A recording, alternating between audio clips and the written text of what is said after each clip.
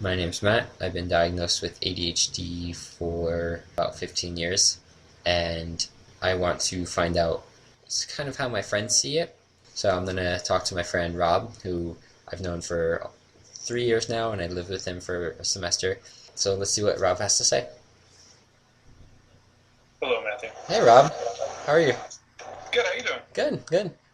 Good. So I'm working on a project. It's about ADHD, and I figured, we've known each other what, 3 years now, and Yeah. and you've lived with me for 2 semesters, so Yes. yeah. So any thoughts, questions?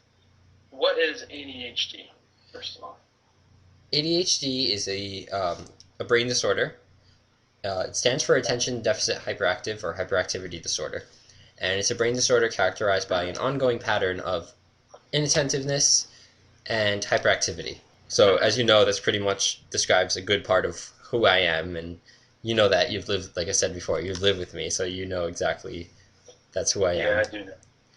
Yep, that's who I am as a person, and so I've learned to live with it.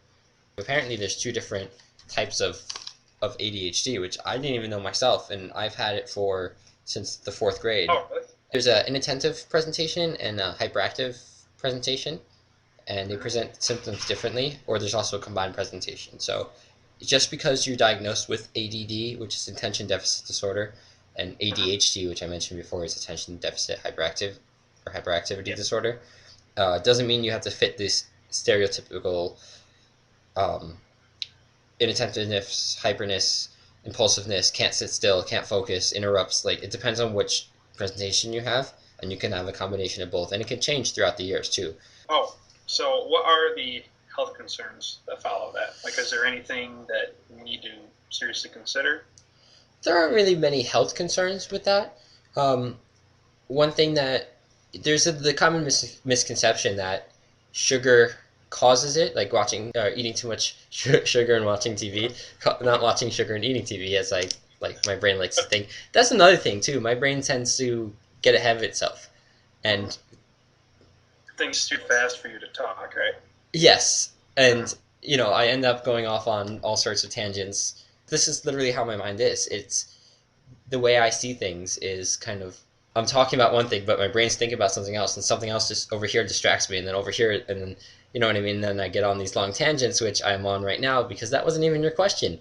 Your question was any health concerns with it, and so the answer is not that I know of, not that Yeah, I'm aware you're of. over here. I was here.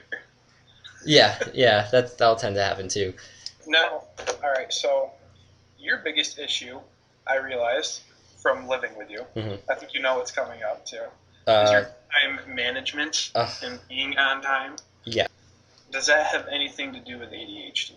yes, it does. I know for me, I do have a problem with it, and I've had a problem with it my entire life, and I will continue to have a problem with it. I try. It's just in my head. This is what happens. This is what goes on with me. I see the clock. I see it says 10 minutes before one, for example.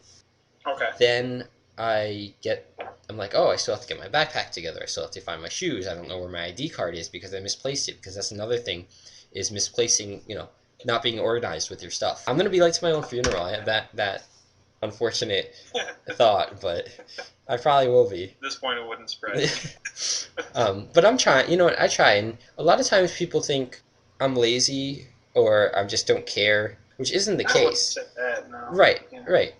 I just can't plan my time out well. I need Mhm. literally a step by step thing saying, okay, at this time you need to be here, at this time you need to be here, at this time you need to be here. And that's the same with like anything I do. For me, what works personally is setting like my clothes out the night before.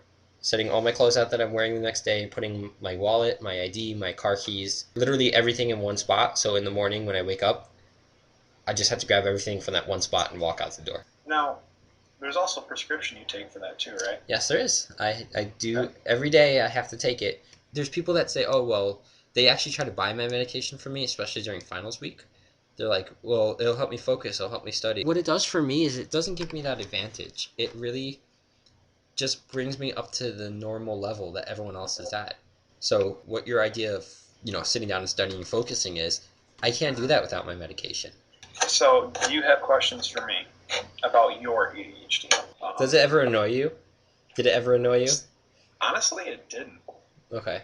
Like, it really never bothered me. Because that's one thing I'm always worried about is like, wow, I'm being hyper, I'm being, I'm annoying the people I'm around right now.